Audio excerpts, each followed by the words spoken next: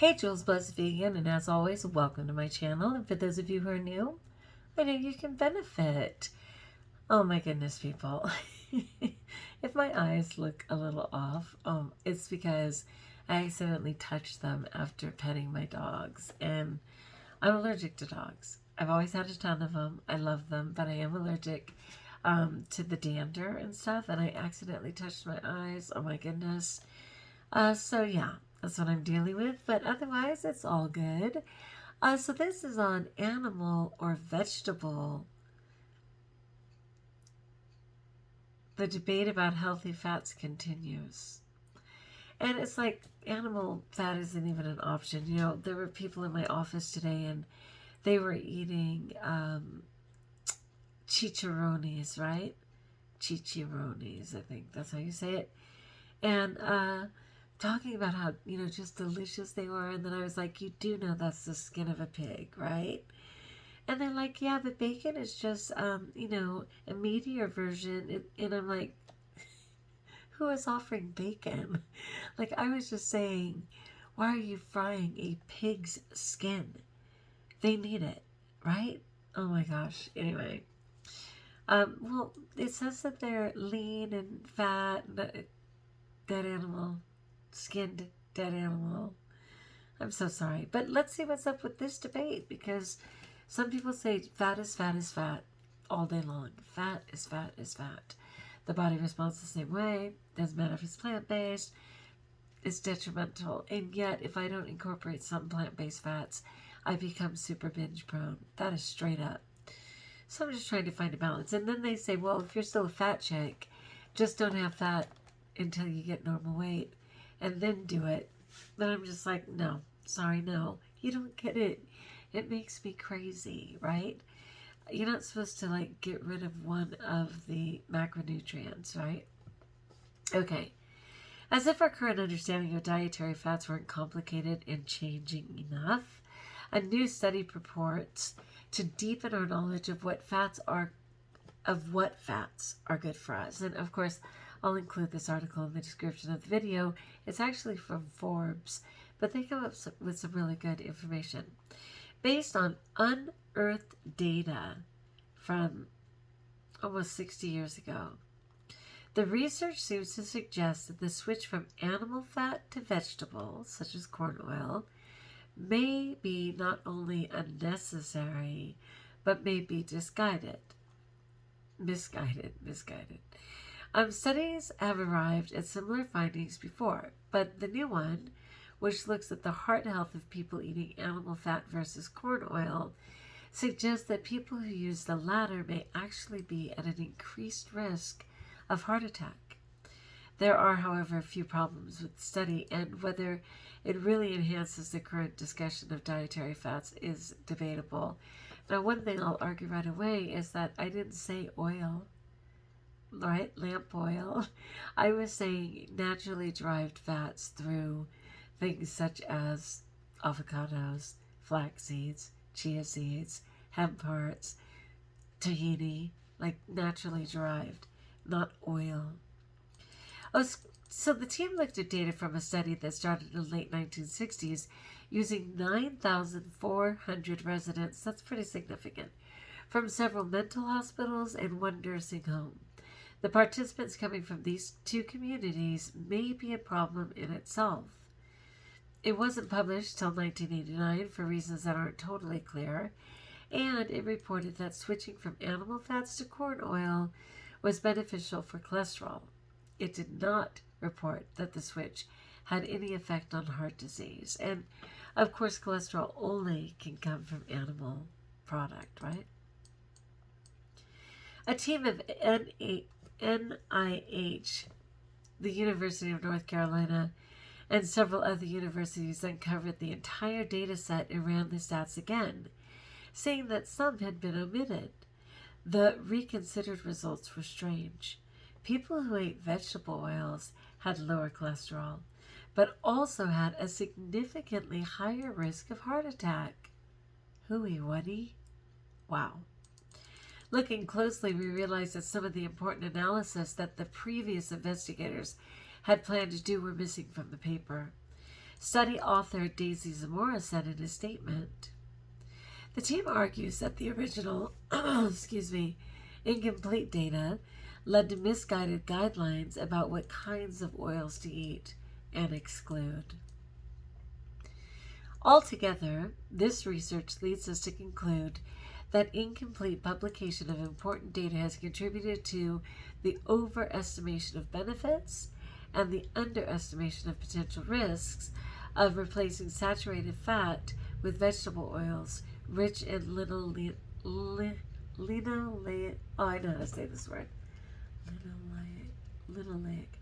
linoleic acid. Okay, I said it's just my eyes. It might be more. Okay, but we did superhero stuff outside to the tune of $500, and there was a lot of dirt in the air. Okay, but we knew most of this already. The omega-6 fatty acid linoleic acid is known to have some major health drawbacks. An odd thing about this is the outdated substitution of linoleic acid for unspecified saturated fat. Linoleic acid is an omega-6, and it's clear now that there are many problems associated with excessive omega-6, notably interference with the production of long-chain omega-3s. The two types of fats need to be taken into the body in balance. Otherwise, omega-6 usurp the machinery needed to make omega-3s. But researchers have been aware of this danger for some time. Omega-6 has also been linked to increasing rather than decreasing inflammation in the body. Straight up. Regardless of what we make of this study, we, and by we and truly we mean the collective we, have known about the harms of fatty acid imbalance and an excess of omega-6 for a long time. So much so that sunflower oil in the United States was upgraded through selective breeding to produce a high oleic acid variety, high monounsaturated fatty acid, that now prevails and avoids the potential harms noted in this paper. The same thing is now being done to soybean oil and high monounsaturated fatty acid version of what will soon replace the old variety. This is all to say that the scientific community has known the risk of omega-6s and high quantities so well that the food industry has been tweaking its products accordingly. And this article is from 2016. So the new study may simply underline the swapping animal fat for corn oil that may lead to more health problems than it solves. And as Katz points out, no one today would think that making the swap the study made is terribly informative. Vegetable oil is not the enemy, he says. The older versions of vegetable oils that figured into this study may well have been, because they've changed up, right?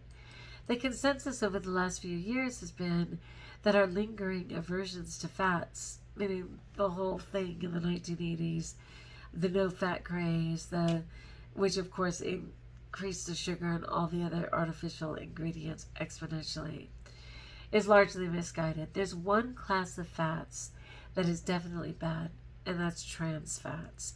But mostly, other forms of fats range from okay to excellent, if eaten in moderation and in balance. And experts have been recommending eating a good balance of healthy oils from real foods. So the oil that comes from olive oil, the olive oil that comes from avocado, real food. The evidence that replacing saturated fat in general with a balanced portfolio of unsaturated fats from a variety of foods is beneficial is strong. We advise, and the dietary guidelines advise, oils from whole foods like nuts, seeds, avocado. It says fish, but I'm vegan. These do not provide the excess of omega-6 likely in this case. Different varieties of imbalance tend to represent different ways of eating badly. The body needs and responds well to balance. This is exactly what I was looking for, and it's incredible that it came literally in the last sentence of this article, because that's what I was saying. I was like, everybody says, stay off fat, all fat, all fat is detrimental to the body, even if it's plant derived. non-oil form. And what this very much says, once again, our incredible body knows how to deal with and find balance in real whole fats, such as nuts, seeds, avocados. Yeah, so I really, really appreciate that they said that. And I'm going to stay the course because honestly, I was like writing my food and looking at a pattern, and the insanity that I start to feel always comes from omitting fat. And I know it. Some people are going to say, but Juliana, all food, meaning plants and vegetables, have a percentage of fat, protein, carbs. But still, you know what? Maybe it'll change in time. I'm not there right now. And if I don't want to binge, my best thing is to have a healthy plant-based fat. You know, within the 80-10-10. So my fat usually averages about 180, maybe 200 calories. And it seems to work. So I'm going to stay with that. All right, my friends. Like if you like joining us, if you haven't subscribed, let me know in the comments below. Can you relate? Do you get your fats in? Do you overdo your fats? Do you see that there's benefits to, vegetable fats versus animal-based fats? I pray, right? So on a side note, in my life, we're desperately trying to prep everything to be able to do the kitchen. We're redoing our kitchen, and it's a big deal, and it makes a huge mess, and I have to consider preparing for that too with tarps and all those things. And we have our little Sina, and she gets so incredibly anxious that the bark isn't even a bark anymore. It's she just gets so crazy, and I feel so badly for her. It said we could give her a Benadryl, but she's so small. She's only like 8 pounds, so it's supposed to be like a third of a Benadryl, and it's like hardly worth it. I'm sorry for our guests that plan on staying here. Like, I'm literally telling my husband, we have to reserve a room somewhere, and just have them come the day. But she'd be barking the day too. And maybe by grace, she'll get used to people a little more if they're here a whole week, right? But she is just a full-blown anxiety attack. So prayers for Sina, if you will. All right, my friends, until we talk again, know that plant-based whole food fats are okay in moderation, and therefore we're blessed. What? I said it.